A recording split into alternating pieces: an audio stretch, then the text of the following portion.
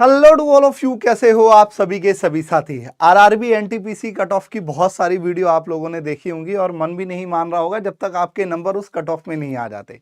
साथियों, आज हम लोग बात करेंगे नॉर्मलाइजेशन के ऊपर। नॉर्मलाइजेशन फैक्टर्स क्या होते हैं, साथ ही साथ कौन सी शिफ्ट ज़्यादा टफ है और कौन सी शिफ्ट ज़्यादा ईजी है, और यहाँ पर नॉर्मलाइजेशन में किसको फायदा होगा और किसको नुकसान होगा। सभी को मेरा नमस्कार, मेरा नाम है जितिन कुमार। आप सभी का स्वागत आप सभी की शानदार सी सेशन में, जिसमें हम लोग आप सभी के लिए लगातार इसी चैनल पर बहुत बेहतरीन तरीके से साथियों आप सभी के पढ़ाई के साथ साथ साथियों ऐसी वीडियोस लेकर आते रहते हैं जो इन्फॉर्मेटिव होते हैं और जो आपके एग्जाम्स में हेल्प करती हैं। तो प्लीज़ सेशन को और इस प्यारे से चैनल को ज़रूर साथियों ज्वाइन कर लीजिएगा। आइए सबसे पहले मैं बताता चलूं सर, यहाँ पर 50, 55, 60 वालों का आखिरी सहारा नॉर्मलाइजेशन, क्योंकि वास्तव में नॉर्मलाइजेशन से साथियों जिन साथियों के 50 क्वेश्चन भी सही हो रहे हैं नॉर्मलाइजेशन में, वो जरूर ये सोच रहे होंगे कि हमारे अगर लगभग 18-19 नंबर बढ़ गए तो हमारा नाम आ सकता है मेरिट लिस्ट में।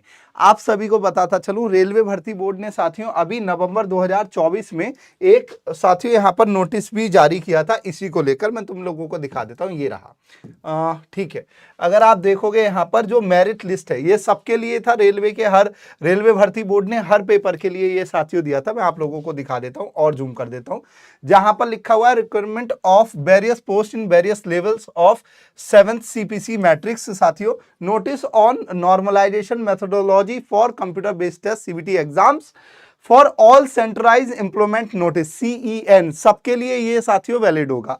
अब इन्होंने यहां पर अगर आप देखोगे सब चीजें बताई हैं कि परसेंटाइल स्कोर क्या होता है साथियों, परसेंटाइल स्कोर बनता कैसे है, और परसेंटाइल स्कोर के आधार पर ही मेरिट लिस्ट तय होगी। अगर आप देखोगे, ये देखिए आपका लिखा हुआ है the percentile score will be normalize score for the examination, है ना, ठीक है, of the raw marks of the candidate shall be use for preparation of merit list. मतलब जो आपकी मेरिट लिस्ट बनेगी वो परसेंटाइल स्कोर के आधार पर ही बनेगी। अब यहां पर परसेंटाइल स्कोर क्या होता है वो भी मैं बात करूंगा, सारी चीजों के ऊपर एक बार जल्दी से देख लेते सभी। और इसी में ही नोटिस में ही साथियों ने नॉर्मलाइजेशन का फॉर्मूला दिया हुआ है, बेस शिफ्ट, ये सारे इसके ऊपर भी बात करूंगा। सबसे पहले मैं तुम लोगों को कुछ चीजें बताना चाहूंगा, क्या क्या होता है रो स्कोर, क्या क्या होता है परसेंटाइल स्कोर, और बेस के आधार पर परसेंटाइल कैसे तैयार होता है, कैसे कैलकुलेट होता है, सभी के ऊपर बात यहां पर करेंगे। सभी को मेरा नमस्कार, एक बार देख लेते हैं सभी के सभी साथी, आ जाओ। और ये भी बात करेंगे कि सर कौन सी शिफ्ट में नॉर्मलाइजेशन होने के ज्यादा चांसेस हैं और कौन सी शिफ्ट में नॉर्मलाइजेशन होने के चांसेस कम है। तो सबसे पहले अगर आप देखोगे यहां पर लगभग 47 शिफ्ट्स में पेपर साथियों हुआ है। 16 दिन ये पेपर चला, 5 तारीख से 24 तारीख तक। अटेंडेंस की बात करूं, लगभग 51 से 52% साथियों अटेंडेंस आपके एग्जाम की रही। इसमें पहले 58,40,861 लोगों ने फॉर्म दिया था, भरा था। कंपटीशन जो था 8,113 वैकेंसीज पर लगभग साथियों एक वैकेंसी पर लगभग 720 के आसपास। अगर आप देखोगे अब साथियों पर सीट कंपटीशन आपका 355 के आसपास है। अगर मैं तुम लोगों से बात करूं, जो शुरू की शिफ्ट थी भाई साहब, धमाकेदार शिफ्ट थी, जिसमें 5 तारीख से ये पेपर स्टार्ट हुआ, तो 5, 6, 7 वाली जो शिफ्ट थी वो एक बहुत ही शानदार शिफ्ट थी, जिसमें कह सकते हो एडवांस लेवल के क्वेश्चन पूछे गए, चाहे जीके जीएस हो, चाहे मैथ्स हो। आप सभी ने देखा, रीजनिंग फिर भी चलो रिलेटेबल थी, आप लोग समझ गए होंगे कि आरपीएफ एसआई के पैटर्न के आधार पर साथियों ये पेपर एनटीपीसी का शुरू के शिफ्ट में रहा। हम लोगों ने एवरेज मार्क्स यहां पर देखे कि सर एवरेज मार्क्स अगर आप देखोगे 5 जून का एवरेज मार्क्स 50 से ऊपर ही नहीं निकला है। अगर आप इसी को देखेंगे सभी के सभी साथी, फिर साथियों 12 जून का एवरेज मार्क्स 50 पॉइंट साथियों 26 हुआ। अगर आप आगे आते जा रहे हो, सभी भाइयों से कह दूं यहां पर अगर आप देखोगे सर 21 जून का अगर आप देखोगे, यही average number of marks. Average number of marks मतलब क्या होता है कि टोटल जितने लोगों ने पेपर दिया और साथियों आपका उनका कैलकुलेट करके उतने नंबर ऑफ पीपल से भाग कर दिया, तो वो एवरेज स्कोर होता है उस शिफ्ट का। तो अगर आप देखोगे जो पेपर जैसे जैसे आगे जाता गया वैसे वैसे साथियों इसमें एवरेज स्कोर बढ़ता चला गया। इस समय अगर आप देख पा रहे हो कि जो शुरू में पेपर जिनका था उनका एवरेज स्कोर बहुत कम रहा, क्योंकि पेपर बच्चों को पता भी नहीं था किस लेवल का आने वाला है और किस लेवल का आ गया। लोग लेकर चले थे साथियों आरपीएफ कांस्टेबल के लेवल की तैयारी, लेकिन एसआई से भी तगड़ा लेवल एनटीपीसी में पूछ लिया गया। अगर आप यहां ध्यान से देखोगे अब क्या सिस्टम है सर, सबसे पहले मैं तुम लोगों को बताता चलूं सर, यहां पर ये जो आपका परसेंटाइल स्कोर होता है इसी के आधार पर आपकी मेरिट बनेगी। अब सर वो कैसे होता है, सुन लो मेरी बात। एक यहां अगर आपको मैं दिखा दूं, ये रहा देखिए एक बच्चे का ये एएलपी का रिजल्ट है। अगर आप देखोगे साथियों यहां पर दो तरीके के स्कोर है, एक है रो मार्क्स। क्या है ये रो मार्क्स? रो मार्क्स होता है जितने आपने क्वेश्चन सही किए हैं। इट मींस जैसे आपने अगर 100 में से एनटीपीसी में साथियों 60 क्वेश्चन सही किए हैं, है ना, मैं दिखा देता हूं। अगर सपोज 100 में से आप लोगों ने 60 क्वेश्चन सही किए हैं, है ना, टोटल ये टोटल था 100 और 100 में से आपने 60 क्वेश्चन सही किए, है ना। क्वेश्चन अटेम्प्ट नहीं, क्वेश्चन जितने सही हुए हैं ये आपका रो मार्क्स हो गया, रो मार्क्स आपका ये हो गया।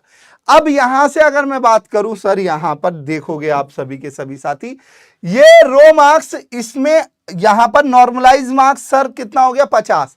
इसका मतलब इसे नॉर्मलाइजेशन कितना मिला होगा, यहां नॉर्मलाइजेशन इनको मिला होगा साथियों आपका लगभग 17 नंबर का। और एक बात और भी है, क्या है सर, यहां पर अगर आप देखोगे सभी के सभी साथी, ये जो कैलकुलेट हुआ है ये 100 नंबर से कैलकुलेट हुआ है, ये एएलपी का पेपर है। तो अभी एएलपी का रिजल्ट है, इसके ऊपर डिस्कशन मत करो, बस इतना समझो कि सर ये नॉर्मलाइज मार्क्स कैसे बढ़ गए इतने, क्या 50 नंबर नॉर्मलाइज मार्क्स हैं और वो कैसे आए, और सर परसेंटाइल स्कोर क्या होता है। अब मेरी बात सुनो, 82 परसेंटाइल स्कोर है इनका। अगर यहां देखोगे सभी के सभी साथी, सर नॉर्मलाइज स्कोर साथियों पूरा फॉर्मूले के बेस पर आएगा, लेकिन परसेंटाइल स्कोर सुनो कैसे होता है।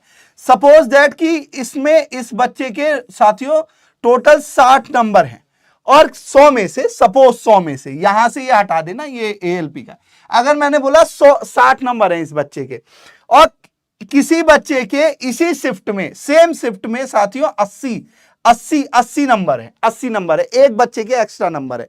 अगर मैं तुम लोगों से कहूं यहां पर साथियों, ये जो इसका फॉर्मूला है, इसी फॉर्मूले में दिखा देता हूं तुम लोगों को, इसी फॉर्मूले में दिखाता हूं, रुक जाओ, इसी फॉर्मूले में मैं दिखाता हूं। देखो ध्यान से, ये दे रखा है इन्होंने कि एक सेकंड, बस ये रहा, ध्यान से सुनो सभी के सभी साथी, ये लीजिए, मैं अभी पूरा एक्सप्लेन करूंगा, ये देखो ध्यान से परसेंटाइल स्कोर कैसे निकलता है।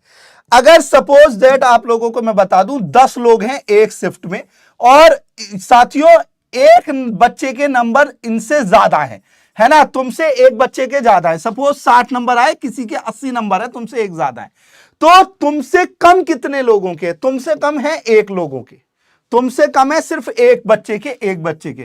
तो यहां पर ये लिखा हुआ है परसेंटाइल स्कोर होता है number of candidate appear in shift with raw marks equal और लेस देन यू।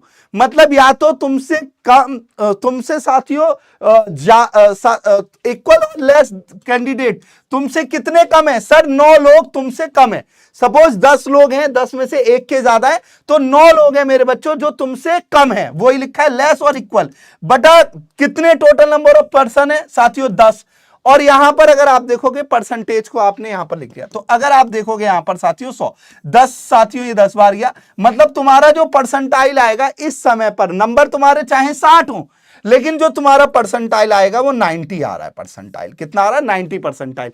उसी के बेस पर यहां पर अगर मैं तुम लोगों को दिखाऊं, परसेंटाइल समझ में आया ना क्या हुआ है, तुमसे कितने नंबर, कितने लोगों के कम है और कितने लोग बैठे हैं उस शिफ्ट में, मल्टीप्लाई बाई 100, ये परसेंटाइल स्कोर होता है। परसेंटाइल मतलब तुमसे नंबर जितनों के कम है, वो आप सभी के लिए। अगर मैं तुम लोगों को दिखाऊं यहां पर, ये साथियों होता है परसेंटाइल स्कोर। अब सुनो, जब तुम्हारा रिजल्ट आया होगा ना, ये आप सभी के लिखा है number of candidate appeared in shift with pro. Pro का मतलब होता है कि अगर 1-2 क्वेश्चन कम हो गया, 1-2 क्वेश्चन गलत हुआ हो तो प्रो मार्क्स आते हैं।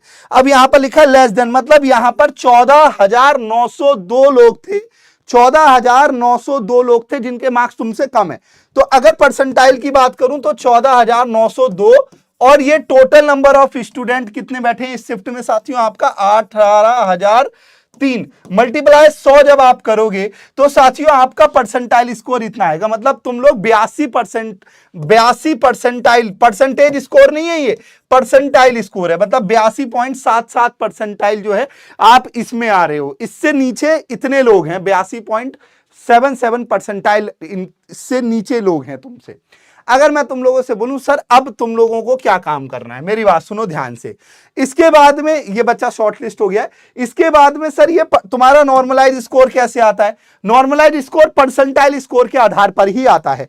अच्छा, नॉर्मलाइज स्कोर की ये साथियों एक्स का मतलब ये जो वैल्यू है एक्स, ये तुम्हारा परसेंटाइल स्कोर हो गया।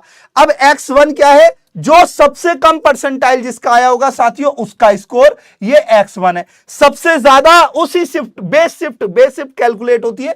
बेस शिफ्ट का मतलब होता है सारी शिफ्ट्स को मिलाकर कैलकुलेट होती है। ये साथियों बेस शिफ्ट्स का आधार पर साथियों आपका जो हायर परसेंटाइल स्कोर जिसने किया होगा उसका साथियों ये यहां पर स्कोर रखा गया होगा। अगर मैं तुम लोगों से बात करूं, जैसे 100 नंबर का एनटीपीसी का पेपर हुआ है, तो 100 नंबर में से सपोज किसी के अगर 85 नंबर है तो 85 यहां जाएगा, और अगर किसी के न्यूनतम साथियों, क्योंकि परसेंटाइल किसी के कम से कम साथियों 13 है तो यहां पर 13 आ जाएगा, और ये इसी आधार पर मल्टीप्लाई यहां पर 13 और परसेंटाइल तुम्हारे कितने उसके आधार पर साथियों यहां पर आपका ये वाला वैल्यू कैलकुलेट होगी। अब इधर आ जाओ, x1 x2 y1 y2 क्या होता है?